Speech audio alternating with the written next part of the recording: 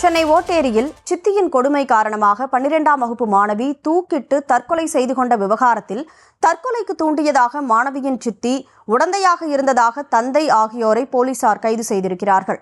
இது தொடர்பான முழு விவரங்களோடு செய்தியாளர் முரளி இணைப்பில் இருக்கிறார். அவரோடு பேசலாம். முரளி, வணக்கம். என்ன நடந்தது? முழு விவரங்களை பதிவு செய்யலாம். வணக்கம் கனிமொழி. சித்தி கொடுமை தாங்க முடியாமல் 12ஆம் வகுப்பு படிக்கும் மாணவி தூக்கிட்டு தற்கொலை செய்து கொண்டிருக்கிறார். இந்த விவகாரம் தொடர்பாக ஓட்டேரி போலீசார் சித்தி மற்றும் அந்த மாணவியின் தந்தையை கைது செய்து தற்பொழுது நீதிமன்றத்தில் ஆஜர்படுத்தும் பணியில் ஈடுபட்டு வருகிறார்கள்.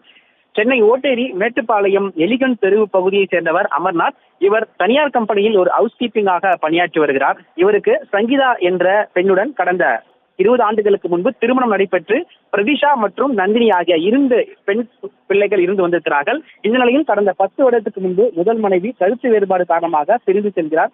இதனை அடுத்து அந்த 8 வருடத்துக்கு முன்பு உஷா என்கிற மாற்றுத்திறனாளி பெண்ணை பெரியோர்களால் நிச்சயம் செய்யப்பட்டு அமர்நாத் திருமணம் செய்திருக்கிறார். அந்த 8 வருடமாக இளைய மகளாக இருக்கக்கூடிய நந்தினியை தொடர்ச்சியாக சித்தி கொடுமை செய்ததாக கூறப்படுகிறது. மேலும் தினந்தோறும் அடித்து துன்புறுத்தியதாகவும், வீட்டில் இருக்கக்கூடிய பணிகள் அனைத்தையும் இந்த 12ஆம் வகுப்பு படிக்கும் சிறுமியை செய்ய சொல்லி கட்டாயப்படுத்தியதாக கூறப்படுகிறது.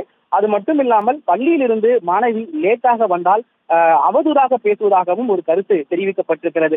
தொடர்ச்சியாக இந்த மன உளைச்சலுக்கான அந்த 12ஆம் வகுப்பு மாணவி அவருடைய தந்தை அமர்நாத்திடம் பல முறை தெரிவித்திருக்கிறார். ஆனால் அவர் அதை கண்டுகொள்ளாமல் மற்ற பணிகளை தொடர்ந்திருக்கிறார். இந்த விவகாரம் தொடர்பாக தான் நேற்று இரவு அந்த 12ஆம் வகுப்பு மாணவி தூக்கிட்டு தற்கொலை செய்து கொண்டிருக்கிறார். அக்கம் பக்கத்தினர் உடனடியாக அவருடைய உடலை மீட்டு தனியார் மருத்துவமனைக்கு அழைத்து சென்றிருக்கிறார்கள். அவர் ஏற்கனவே இறந்து விட்டதாக கூறப்படுகிறது.